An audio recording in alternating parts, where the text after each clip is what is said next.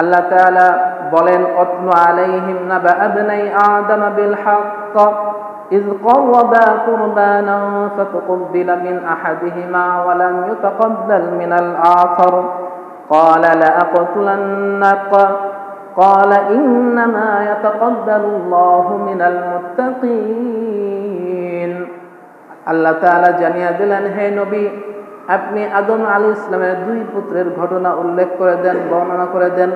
যখন দুইজনের মধ্যে একজনের কুরবানি আল্লাহ তাআলা কবুল করলেন, কাবিল তখন হাবিলকে ছেড়ে দিলেন, বললেন লাআকতুলান্নাক, নিশ্চয়ই আমি তোমাকে হত্যা করবই করব। তো এখানে হাবিল অন্য কোনো বাজে কথা বলে নাই, প্রতি উত্তরে বলে নাই তুই আমাকে কি হত্যা করবি, আমি তোকে হত্যা করব। বরং হাবিল কত সুন্দর উত্তর দিয়েছে দেখেন। হাবিল বলতেছে, ক্বালা ইন্নামা ইয়াতাকাব্বালুল্লাহু মিনাল মুত্তাকিন। হাবিল বললেন, নিশ্চয়ই মুত্তাকি যারা, তাদের কুরবানি আল্লাহ তাআলা কবুল করে থাকেন। তো এখান থেকে আমরা একটা বিষয় জানতে পারি, বুঝতে পারি যে আমরা যে কুরবানি করি, আমাদের কুরবানিও কবুল হওয়ার জন্য শর্ত হলো আমাদের ভিতরে তাকওয়া। তথা আমরা যদি মুত্তাকি হই এবং তাকওয়া অবলম্বন করে যদি আমি কুরবানি করি, তাহলে ইনশাআল্লাহ আমার কুরবানি কবুল হবে।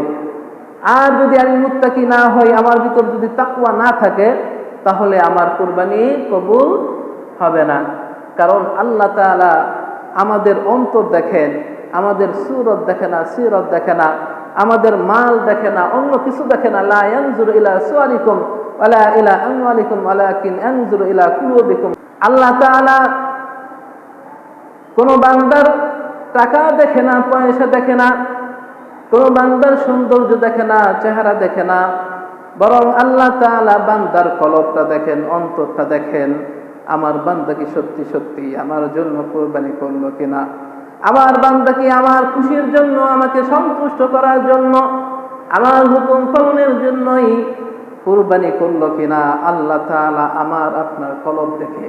লা ইয়ানজুরু ইলা সুওয়ারিকুম, আল্লাহ তাআলা আমার চেহারার দিকে তাকান না, আমার সৌন্দর্যের দিকে তাকান না, ওয়ালা ইলা আমওয়ালিকুম, মালের দিকেও তাকান না, ওয়ালাকিন ইয়ানজুরু ইলা কুলুবিকুম ওয়া আমালিকুম, বরং আল্লাহ তাআলা আমাদের কলবের দিকে আর আমলের দিকে তাকায়, যে আমার কলবে কি আছে আর আমার কাজে কি পরিণত হয়েছে।